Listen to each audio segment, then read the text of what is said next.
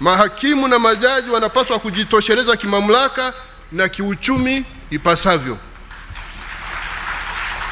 Mheshimiwa Rais, niahidi kwamba vigezo ambavyo viko ndani ya uwezo wa mahakama kama vile matumizi ya tehama, lugha ya Kiswahili, usikilizaji wa mashauri na ukamilishaji wake mapema ipasavyo, kusogeza huduma karibu na wananchi, kuchapishwa kwa maamuzi ya mahakama, uadilifu, weledi, uwajibikaji na kadhalika, tunaendelea kuvisimamia na kuvitekeleza ipasavyo ili kuendelea kuwa mahakama huru na kufikia kuwa mahakama yenye hadhi duniani.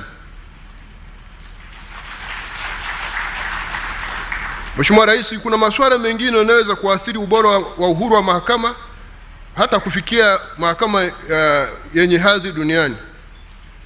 Kwa mfano, mashauri yanayohusu migogoro ya ardhi kuendelea kusikilizwa na mabaraza ya ardhi na nyumba ya wilaya. Mheshimiwa Rais, hali ilivyo sasa ni kwamba mashauri ya migogoro ya ardhi yanayoshughulikiwa katika muhimili wa mahakama, yani mahakama kuu na mahakama ya rufaa, Mheshimiwa Rais, hali ilivyo sasa ni kwamba mashauri ya migogoro ya ardhi yanashughulikiwa katika muhimili wa mahakama, yani mahakama kuu na mahakama ya rufani, wizara ya ardhi, yani mabaraza ya ardhi na nyumba ya wilaya, na TAMISEMI, mabaraza ya kata na mabaraza ya ardhi za vijiji. Hali hii inasababisha mkanganyiko katika mfumo wa utoaji haki nchini, kwani jukumu la utoaji haki nchini ni la mahakama, hata kama mabaraza mbalimbali, yani tribunals, nayo yanatambuliwa na katiba katika ibara ya 13 ibara ndogo ya 6A ya katiba. Mheshimiwa Rais, Tume ya Msekwa pamoja na ripoti mbalimbali za Tume ya Kurekebisha Sheria zimeeleza bayana kuwa utoaji haki haupasi kuchanganywa na mhimili wa utendaji. Wizara ya Ardhi kama msimamizi wa sera na masuala ya ardhi haiwezi kwa wakati mmoja kuwa mwamuzi wa migogoro ya ardhi bila kuathiri misingi ya haki, uwazi na uhuru wa kikatiba, kinyume na matakwa ya kikatiba ibara ya 4, ibara 107A kubwa na 107B kubwa ya katiba.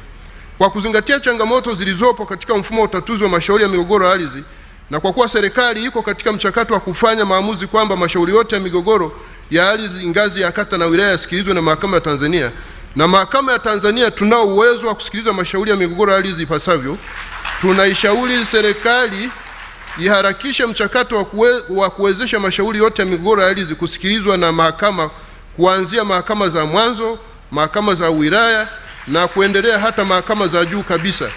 Kwa upande wetu mahakama tupo tayari kushirikiana na wizara husika na ofisi ya mwanasheria mkuu wa serikali kuandaa rasimu ya mswada. Yaani tuko tayari kuyatambua, kuainisha. Kwa sasa tumeshaainisha siku serikali ikifanya maamuzi, sisi tumeshaainisha vile vipengele vya sheria ambavyo vitaguswa katika mabadiliko yale.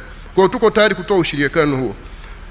Kusikiliza mashauri hayo mara tu serikali itakapokuwa imeamua kuendelea na kukamilisha hatua ya mashauri yote ya migogoro ya ardhi kusikilizwa na mahakama badala ya mabaraza ya ardhi ya nyumba ya wilaya na mabaraza ya kata.